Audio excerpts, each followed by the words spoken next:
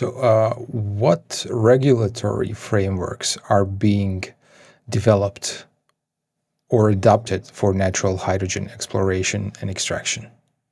That's a very important point. In fact, you need to have an adaptation of your mining law and to be authorized to explore and to produce natural hydrogen. So some countries, and for example, in Europe, France is a pioneer in this area, but Poland has already a law for natural hydrogen. Apparently in Kosovo, it's done also. I have contact in Serbia, and in Serbia they probably will open this also in their mining law in some months. In Albania also, in Spain, you have still some difficulties because the law is not completely changed. So it can be a very limiting factor for some investment if the mining law is not changed. When it's a mining law, you need to have an explicit mention of natural hydrogen. So you can say, okay, I want to apply for an exploration for this resource, and I need to know what are the requirement of the government, what type of tax, what type of commitment I am supposed to do when I will claim for an area of exploration. For example, in the US, apparently the law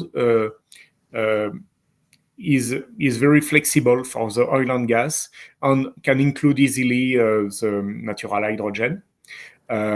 In Australia, some state of Australia are now open with a very interesting law. For example, for South Australia, it's very clear. It's easy to take a license for exploration in South Australia.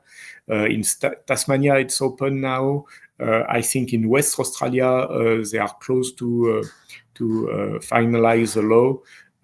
So some countries are very pioneering for that. And I have recently seen that in the Philippines, they have offer bids, so you can take a block like for oil and gas, for natural hydrogen. And some places are apparently very interesting. And we know already that you have a natural hydrogen in the Philippines, and so you can bid for a block for natural hydrogen exploration. So some countries are ready now, and for some interesting places, we are waiting for a change in the mining law. So that's a first part of this question of the regulation. And next is we need to have a clear knowledge of the tax per kilogram of hydrogen. So we need to define with the government what is the part of the explorer, what is the part the state will ask for the taxes. And for this, for the moment, it's not really clear because nobody knows the volumes and so the money you will do with your project. So it's difficult to evaluate and I think for the government, it's very difficult to evaluate how much they can obtain from a project if they don't want to kill this emerging industry just by saying, okay, we will impose so much taxes that nobody will invest because of that. So that's a parameter that is not known for the moment, and it's difficult to evaluate this point, but we really need to progress also on that. Actually, you started an avalanche of questions with this answer. But first things first, isn't it a little bit strange that, for instance, Albania is working on their natural hydrogen law and Europe doesn't have it yet? Some countries in Europe have it. For the moment, the mining law are state by state. In Europe, it's not a common mining law for all the European Union. So it's a little bit problematic, but it's like that. in Switzerland, the mining law is canton per canton. So it's you need to when you want to apply for exploration, you need to ask each small region. Yeah, you need the help of lawyers to do that, and sometimes it's not so easy. But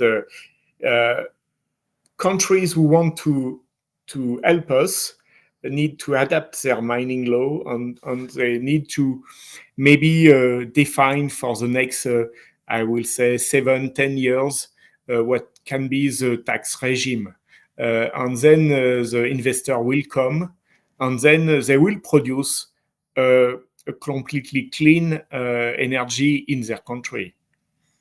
It's very interesting to me that you first mentioned taxes and actually haven't mentioned incentives at all. Because talking about hydrogen, like the main topic is incentives and then whatever else. But in this case, it seems so logical that if there are incentives for hydrogen, that you are getting some. So, how should policymakers balance the investment in natural hydrogen technologies with other renewable energy solutions? Yeah, I think it's, you know, a lot of countries have developed programs for hydrogen, but in the mind of the people, it was only green hydrogen from renewable energy, and it's difficult for us to find our place in this landscape. And the people who have access to this money, this green hydrogen money, and they are not so happy to see a newcomer, and I can understand that. That's completely human.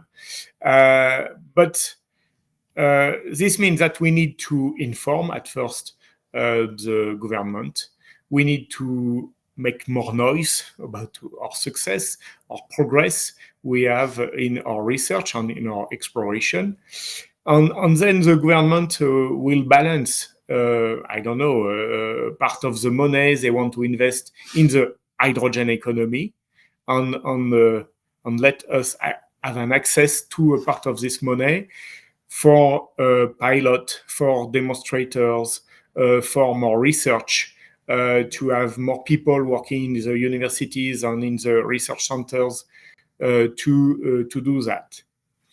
Well, we don't speak about that, but maybe you know that I am the leader of this International Energy Agency action. So this task 49 dedicated to natural hydrogen.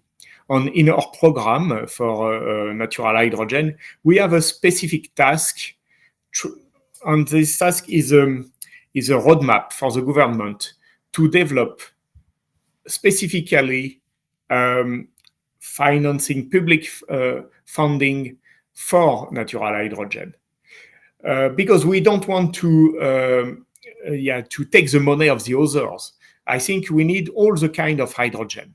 If we have a huge production of green hydrogen from renewable energy, that's nice. If we want to accelerate the energy transition, we need to have that. But if we can produce natural hydrogen at the same time, we need to develop this also. And at the end, the quantity of energy will be not enough to replace completely the oil on the coal, on the gas. So we need to produce as much as possible a lot of hydrogen, and all the kind of hydrogen will find their places. And after decades, we will regulate this production. And maybe the importance of natural hydrogen will be high or not, and the importance of the production of green hydrogen will take its place also. So I think at the beginning, at the beginning of a new subject, you have a lot of pathways, and you need to explore all of them. And at the end, only one or two will be important. But you need to have this growing of options, I think. And for that, yes, definitely the government need to have dedicated program for natural hydrogen.